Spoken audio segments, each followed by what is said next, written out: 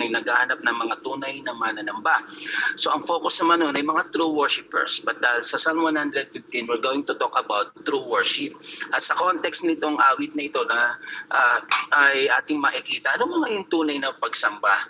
Alam niyo po, next to the Word of God, if there is something na talagang nakaka-mold, nakaka-shape ng pagkatao natin, at kagaya nung isang beses na itinuro ko po that we become what we worship, or when referring to God, we become like Him. Ano po? Dahil sa yung laging yung nakakasama, ay nakakamukha mo. Hindi ko lang alam kung papayag tong katabi na malimit kong kasama, baka talo siya. Pero yung intimacy, ito hindi ako sasablay dito. Lagi kami napapagkamalang magkapatid ng aking misis. Ano po, minsan nakita niyo lang na ilang beses nakapagturo dito. Nagiging kamukha po natin. So mahalaga po yun to whom we associate.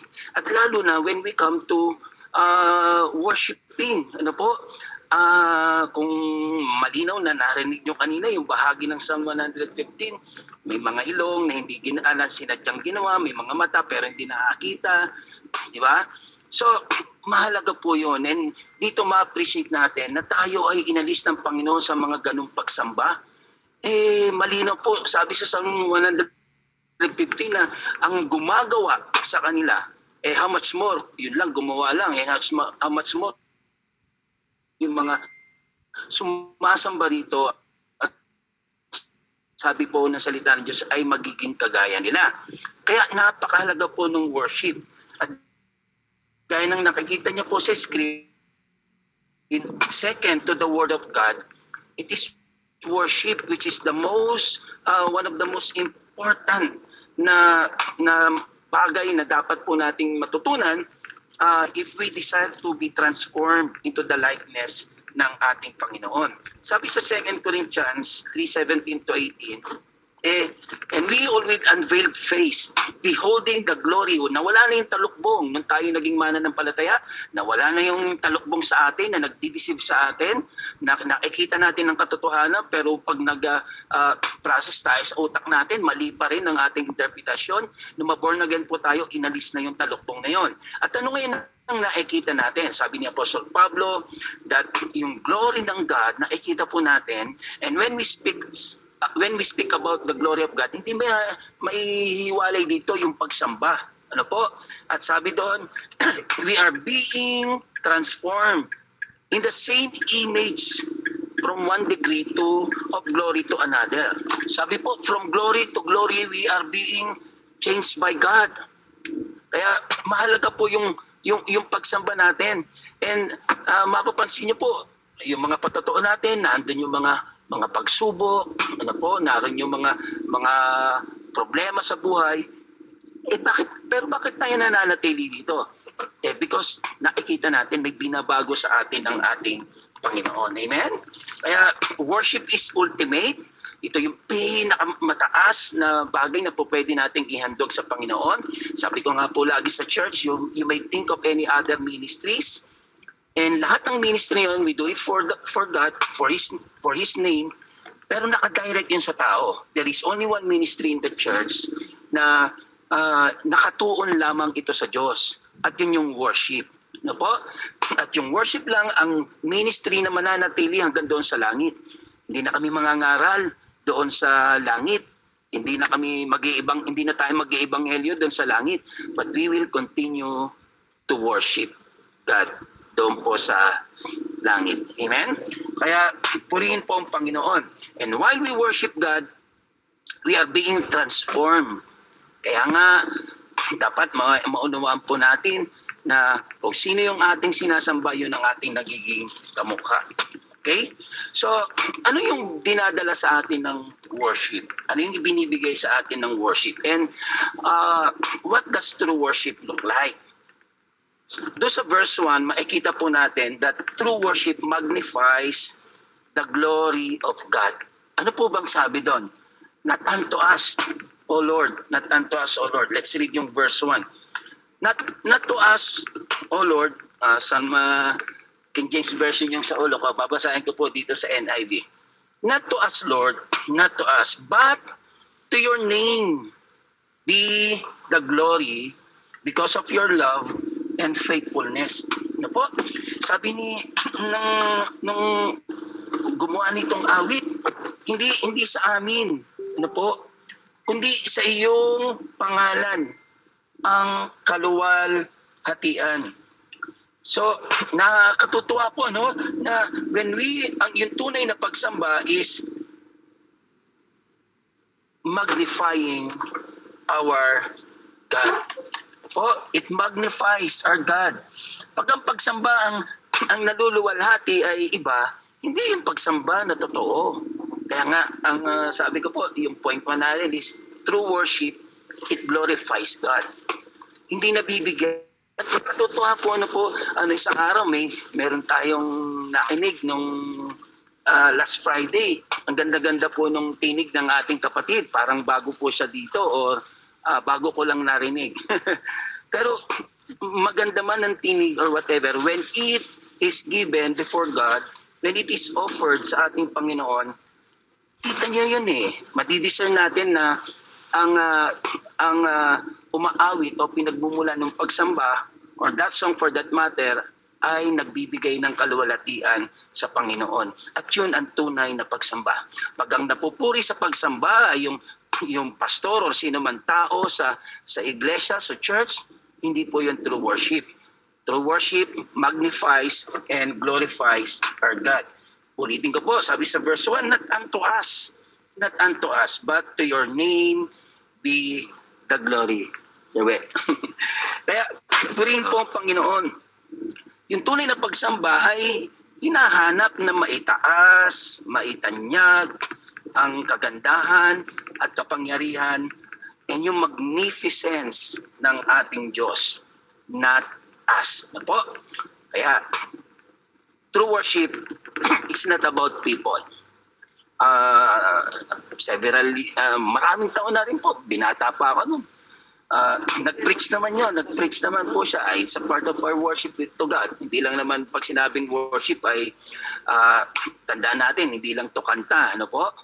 And malinaw sa Romans chapter 12 kung ano ang ibig sabihin ng tunay na pagsamba. It is our life. Alam niyo po, pagkasabi nung aming naimbitihan na taga-Bailag ko na pastor, sabi niya, kinig ko dun sa dalaga. Sabi niya, okay ba ang preaching ko? Yung mga ganun eh. Ano po. So, mapapansin natin that all throughout pala ng pangangaral niya ang kanyang layunin lang is to impress yung mga dalaga po namin doon o yung particular na dalaga. Kaya sabi ko, ano ba naman to? And that is not true worship. That's not even a part of true worship. Again, true worship seeks to magnify and glorify our God. Kaya sabi ng psalmist, not unto us, O Lord. The name of the Lord is to be given the glory. Po. So, Pastor, yung po, ibig sabihin sa libro, share screen nyo, nag-stop po. Ano po? Nag-stop po yung share screen. Nagdamot ang aking screen. Wala pa rin po? Baka po nadidelayed lang gawa ng wala po, sundan nyo na lang po Nag-stop sharing po. Opo, isi-share ko yung okay. Isi-share ko naman po ito sa inyo mamaya, yung buong lesson. Okay? Okay po? Okay po. Classmates? Okay po. Okay, thank you. The name of the Lord is to be given glory. Sabi pa din doon sa verse 1. And sa Hebrew context po niya, when we say the name of the Lord, when we speak of God's name, we speak of His nature. Parang ang dating nito sa mga Hebreo, sa original na salin po nito, sa mga Israelites, when we talk about the name of God, we declare yung kanyang nature.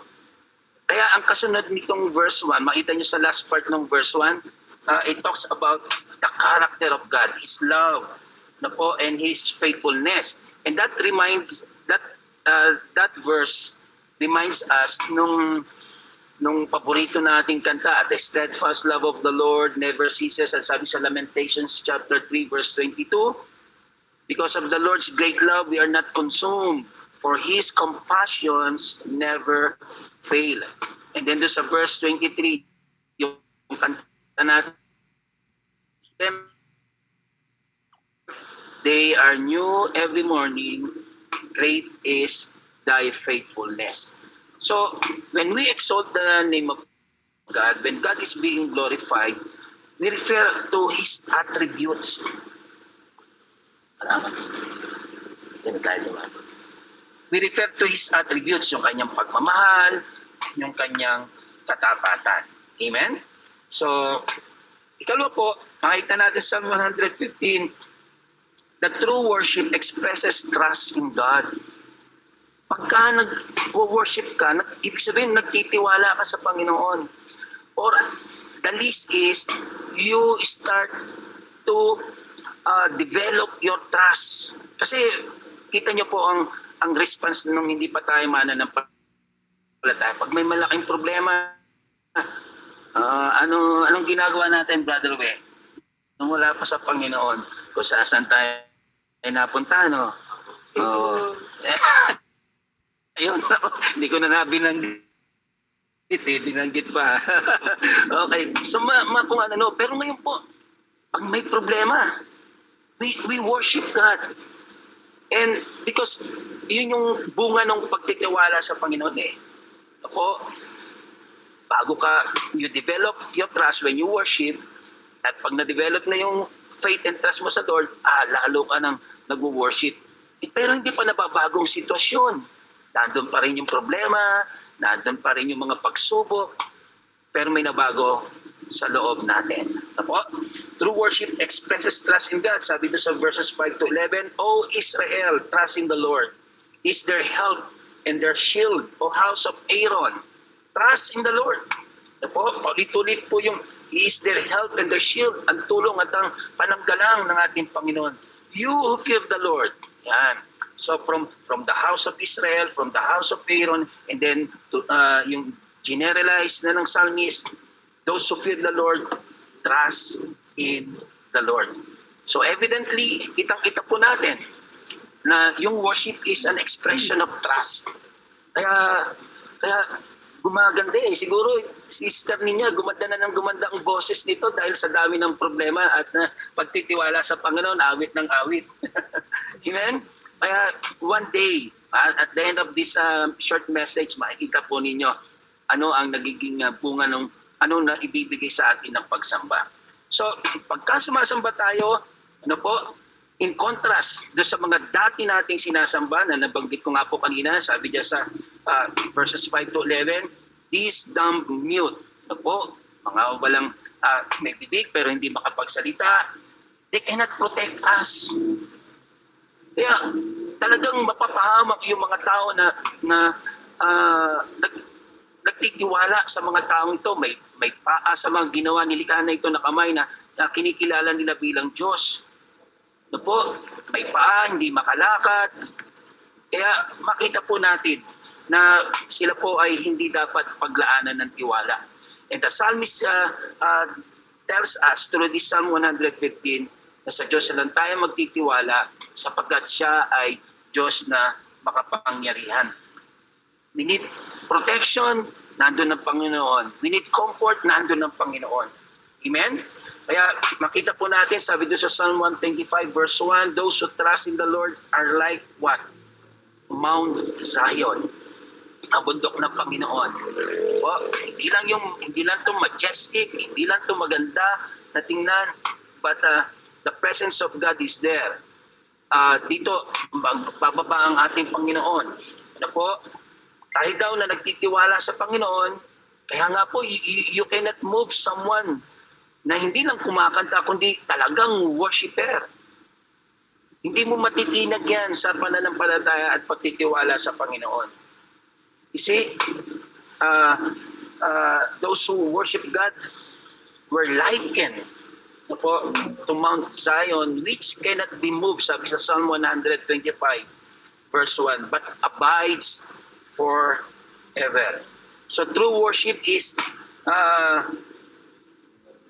an expression of trust sa ating Panginoon. Ano po? Kanina na nakita natin, yung tunay na pagsamba ay uh, nagmamagnify, nagko-glorify sa Panginoon. Tapos ito po, ang tunay na pagsamba ay expression ng pagtitiwala sa Diyos. At ngayon po, tingnan natin yung sa mga sumunod na talata, ang tunay na pagsamba is brought by the people of God together. Ito po, sinasama, okay po yung personal worship. Kahit nag-isa tayo, sinasamba natin ng Panginoon, kahit okay lang, you speak, kaan na tayo po. Pero dito, sa text natin, makita natin yung mga pronouns na ginagamit as our, we, mula verses 1 to 3 hanggang verse 18. So sa context nitong Psalm 115, it promotes corporate worship. At sino lang makaka-deliver ng mga tunay na pagsamba? Yaon lamang tinubos ng dugo ng ating Panginoon. Yaon lamang nagtitiwala sa Panginoon. Po? And kung titingnan natin, if we may, put it into something na ating makikita, na kung baga bibigyan natin ng level, I would agree doon sa sinabi ng isang author. Sabi po ng isang author, worship at its highest level, yung pinakamataas na antas ng pagsamba ay yung pagsamba na ginagawa ng pagsasama-sama ng mga mananampalataya. And that's why sa heavens, naku, magugulat tayo. Ang worship ng mga natin at that time, sabi sa Revelation, ay talagang dumadagundong. And yung pagragasa ng tubig ng Niagara Falls will pale in comparison sa pagsamba natin doon sa langit na bayan. And so, kahit po ngayon, sabi ko nga, okay na yun, nasamba ka mag-isa, but when we come to worship, na pinaka-highest level, tayo po, sama-sama natin itong ginagawa. Kaya po, makikita po ninyo, there is an anointing for personal worship, but there is different anointing when we come together. Ito pong ginagawa natin 6 na taon na to. During the time of pandemic, araw-araw pa nga po dati, until such time na sinadjust ko lang, nagawin na lang natin 3 times a week. Po. Kaya sabi doon sa Psalms 95:6, "O come, let us worship and bow down. Let us kneel before the Lord our Maker." And sa Psalm 34:3, "O magnify the Lord with me, and let us magnify the Lord with me, and let us," yan, "exalt His name together." Kaya nga po, masarap yung nagkakatipon tayo. That part ng Sabat natin o pamamahinga natin is when we worship together. Kaya we gather, we continue to gather sa church, online man, o sa physical church na meron tayo. We come together because may iba po may ibang anointing doon na mararanasan po ng bawat isa. All throughout the Bible, the emphasis is on worshiping people. A community worshiping God. Kaya the Lord is ought to be worshipped by His people together. Kaya po, pag pinanganak tayo sa kaharian ng Diyos, mapapansin nyo, you like to fellowship.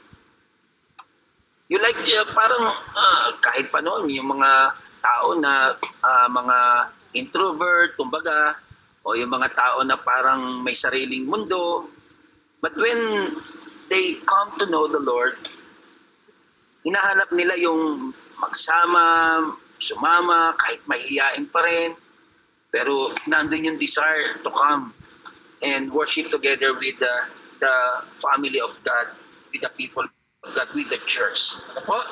Kaya yun, yung pinakamataas na antas ng pagsamba, hindi lang yung nagsusolo tayo. Kundi when we come together, yan po ang dyan makikita natin yung pagkilos ng banal na Espiritu, sapagkat sabi ng Panginoon sa awit din, "For God inhabits the praises of His people." Nananahan ng Diyos sa pagpupuri ng kanyang bayan. At tayo yun. Ito po, sa panahon natin ito. ang Diyos ay nananahan sa pagpupuri ng kanyang bayan. That's why may mga karanasan tayo na nangungusap ang Panginoon kahit pa maraming tao ang nagsasama-sama. Okay po? So nakita natin, true worship glorifies God. True worship is an expression of our trust to God. And true worship emanates from community, from the church, from the redeemed people of God. And sa last part po, makita natin sa verses 12 to 15 ng Psalms 115, yung true worship receives the blessing of God. Wow, nako, yun. Ito yung magandang parte. Ako, although we don't worship, para tayo ay parang nag-bribe sa Diyos. Lord, may kailangan ako sa iyo, sasamba ako sa iyo. Naku, hindi po yung ganun. Naku, it comes naturally that when we worship God, out of His abundant love and faithfulness to His word, na mga pangako niya, that when we come together, nandun yung pagpapala ng Panginoon. Sabi sa Psalms 133, may commanded blessings doon. Naku, Psalms 133, verse 1, sabi po doon, how good and how pleasant it is for brethren to dwell together in unity. So, how good and how pleasant it is, napakagandang pagmasdan at tingnan kung ang mga tao ng Diyos ay nagkakaisa, sama-samang sumasamba. Kaya, bakit po? Para daw po yung dew, yung hamog doon sa bundok ng Hermon. And yung bundok po ng Hermon, it is located at the north of Israel. Pag nakita nyo po yun, kaya ito ay isang awitin na depicting yung dew kasi bumababa yung hamog. At kaya nitong basain. Ganong karami, hamog lang po yun ha.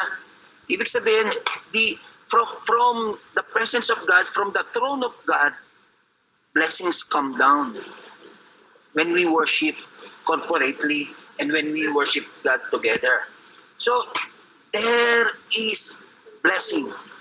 There are blessings na kapag tayo ay sumamba sa Panginoon. But again, although ganun yun, minsan, yung pagbago pa tayo sa Panginoon, Lord, kantahan kita para pagpalaan mo. And sometimes it works. Kasi naman, tatay nga natin siya eh. But when we mature, nare-realize natin na hindi ganon.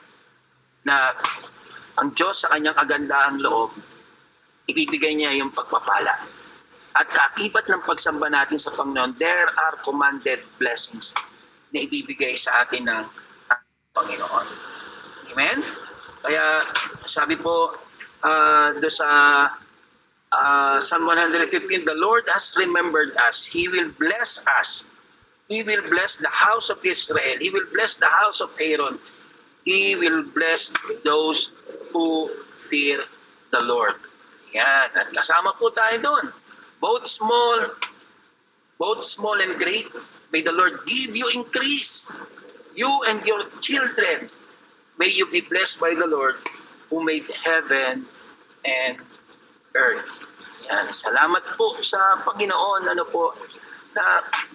yung music, yung worship, not just music, ang laki na po na nagagawa nito sa atin.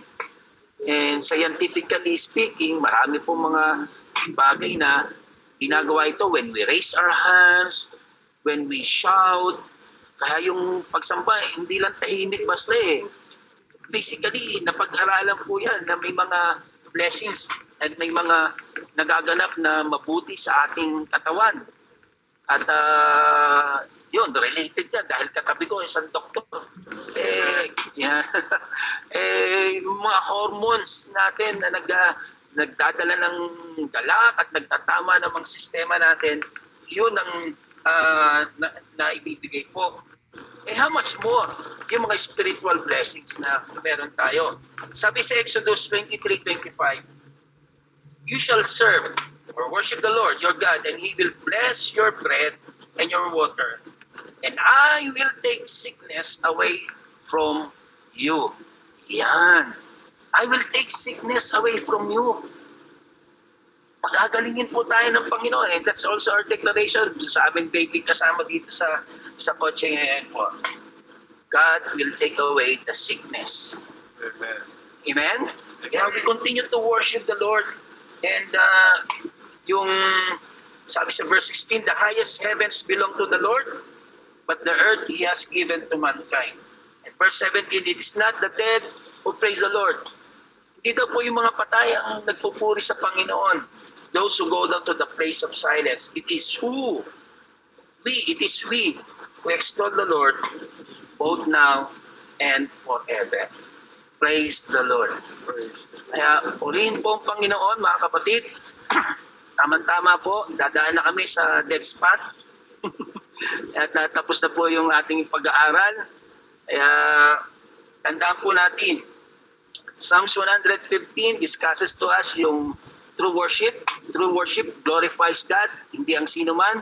True worship is an expression of our trust to God, hindi sa mga Diyos-Diyosan. And yung true worship ay nangyayari when we come together. Kaya huwag nating pabayaan yung mga pagtitipon. At may special blessing po ang Panginoon coming that emanates from true worship ng mga tao na tunay na mananamba. Amen po. Kaya maraming salamat po sa Panginoon. Sorry po kung hindi gumalaw yung screen ko when I'm sharing. Gaya ng dati, ibabato ko po sa inyo sa group natin ang ating lesson for this day. Maraming salamat po, and God bless us all. Father, we thank you for this morning. We thank you for your presence, and we thank you for the lives ng bawat isa na narito sa platform na ito. Salamat po sa patuloy niyong pagsama sa aming Panginoon. And may we seek all your glory. May we seek and malagay sa puso namin na ikaw lang ang aming manulwalhati. Every time we offer our lives to you as living sacrifice. Maraming salamat po sa pangalan ni Jesus. Amen.